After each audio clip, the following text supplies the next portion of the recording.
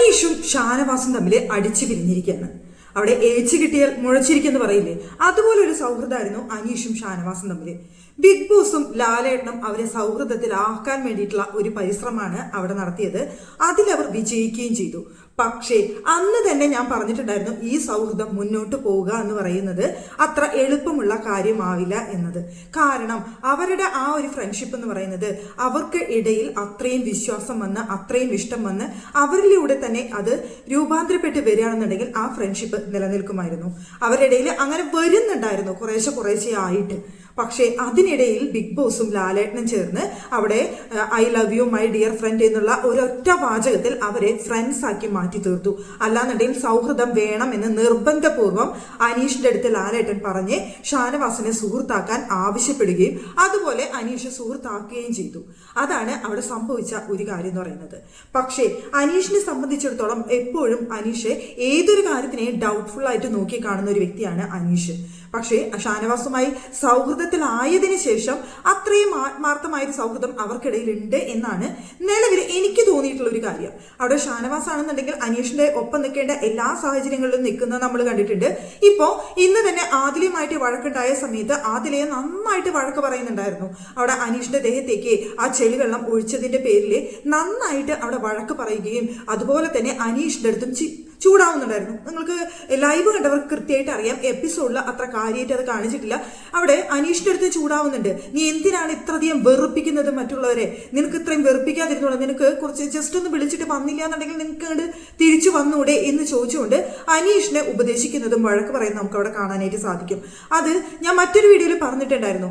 നല്ല സൗഹൃദം ആയതുകൊണ്ടാണ് അവർക്കിടയിൽ ഇങ്ങനെ ഒരു കാര്യം സംഭവിക്കുന്നതെന്ന്. കാരണം അവിടെ ചീത്ത പറയാനുള്ള ആ ഒരു ധൈര്യം എന്താ വെച്ച് കഴിഞ്ഞാൽ എൻ്റെ ഫ്രണ്ട് ആണ്, എനിക്ക് ഉപദേശിക്കാം എന്നുള്ളൊരു ഇതുള്ളത് കൊണ്ടാണല്ലോ ഷാനവാസ് അവിടെ അനീഷിന്റെ അടുത്ത് ചൂടായി ഉപദേശിക്കുന്നത്.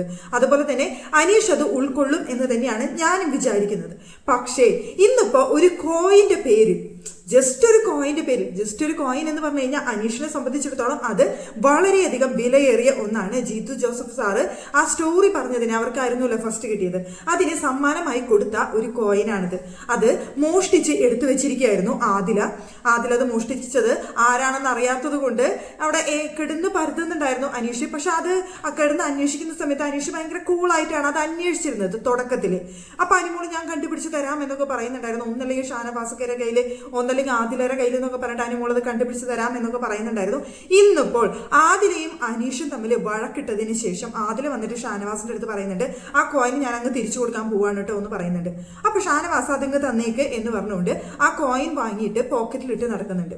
അതാണെങ്കിൽ അനീഷിനാണെങ്കിൽ അത്രയും പ്രിഷ്യസ് ആയതുകൊണ്ട് തന്നെ അനീഷ് അത് കിട്ടാൻ വേണ്ടിയിട്ട് ഓരോരുത്തരടുത്ത് ചോദിച്ചിട്ട് കിട്ടാണ്ടായ സമയത്ത് അവിടെ ക്യാമറ നോക്കിയിട്ട് അവിടെ എഴുതി കാണിക്കാനുള്ള ശ്രമമൊക്കെ അവിടെ നടത്തുന്നുണ്ടായിരുന്നു. ഇത് മനസ്സിലാക്കിയിട്ട് അനു ഷാനവാസിന്റെ അടുത്ത് ഇത് വന്ന് പറഞ്ഞു കൊടുത്ത സമയത്ത് ഷാനവാസ് വന്ന് ക്യാമറ നോക്കിയിട്ട് ഇവിടെ അനീഷിനെ സംസാരിക്കാനുള്ള അവസരം നിഷേധിച്ചു. വേണ്ട, നീ അത് പറയണ്ടെന്ന് പറഞ്ഞിട്ട്.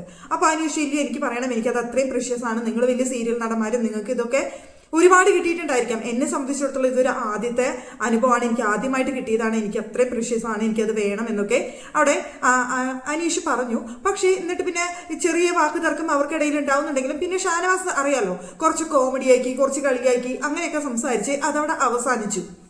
പക്ഷേ അനീഷ് പിന്നീട് ഒറ്റയ്ക്ക് പോയിരുന്ന് സംസാരിക്കുന്നത് എനിക്ക് വഴക്കിടാൻ അറിയാഞ്ഞിട്ടല്ല, ഞാൻ അത്ര വിശ്വസിച്ചു പോയി, വിശ്വസിച്ചവർ ചതിക്കുമ്പോഴാണ് ഏറ്റവും കൂടുതൽ വിഷമം ഉണ്ടാവുന്നത്. ഇനി ഞാൻ അത്രയും വിശ്വസിക്കില്ല, അങ്ങനെ വിശ്വസിക്കാൻ പാടില്ലായിരുന്നു, ആ വിശ്വസിച്ചത് കൊണ്ടാണ് എനിക്ക് ഇത്രയും പ്രശ്നങ്ങൾ വന്നത് എന്നൊക്കെ ഷാനവാസിനെ കുറിച്ച് പറയുന്നുണ്ട്. അപ്പൊ അത്രയും സൗഹൃദത്തിലായിരുന്നു അവർ. ഒരു ചെറിയ കോയിന്റെ പേരിൽ രണ്ടുപേർക്കും ഇടയിൽ ഇപ്പൊ പ്രശ്നങ്ങൾ സ്റ്റാർട്ട് ചെയ്തിരിക്കുകയാണ്. അതാണ് ഞാൻ പറഞ്ഞത്, ഏച്ച് കെട്ടിയാൽ മുഴച്ചിരിക്കുമെന്ന് പറയാനുള്ള റീസൺ അതാണ്. അവിടെ മറ്റുള്ളവർ വളർത്തിക്കൊണ്ടുവരാൻ നോക്കിയ സൗഹൃദം ഒരിക്കലും നിലനിൽക്കില്ല. അവരുടെ ഉള്ളിന്റെ ഉള്ളിൽ നിന്ന് വരുന്ന സൗഹൃദമായിരിക്കണം.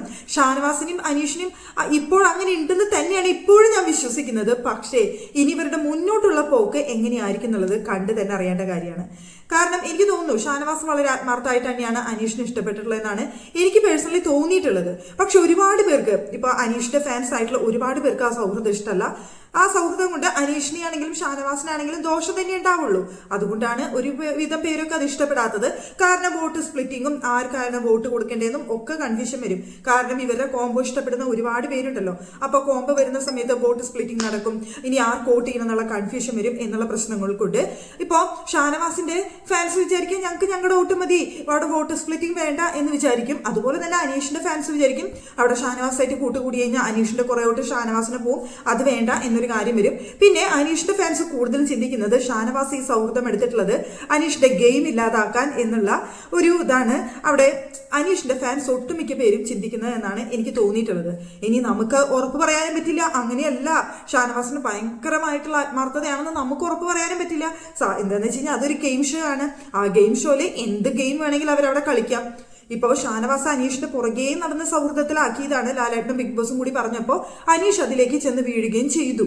പക്ഷേ ഈ ഫ്രണ്ട്ഷിപ്പ് തുടർന്നുകൊണ്ട് പോകണോ വേണ്ടിയോ എന്നുള്ളത് ഇനി വരും എപ്പിസോഡുകളിലായിരിക്കും നമുക്ക് തീരുമാനിക്കാനായിട്ട് സാധിക്കാം. എന്ന് വെച്ച് കഴിഞ്ഞാൽ അനീഷിന് ആ ക്യാമറയിൽ ഒറ്റയ്ക്ക് നോക്കിയിരുന്ന് സംസാരിക്കുന്ന സമയത്ത് അത്രയും വിഷമിച്ചിട്ടാണ് പറയുന്നത് ഷാനവാസ് ചതിച്ചു അല്ലെങ്കിൽ ചീറ്റ് ചെയ്തു അല്ലെങ്കിൽ എന്നെ പറ്റിക്കാണ് എന്നുള്ളൊരു തോന്നല് അനീഷിന്റെ മനസ്സിലൊരു കരടായിട്ട് വീണ് കഴിഞ്ഞു.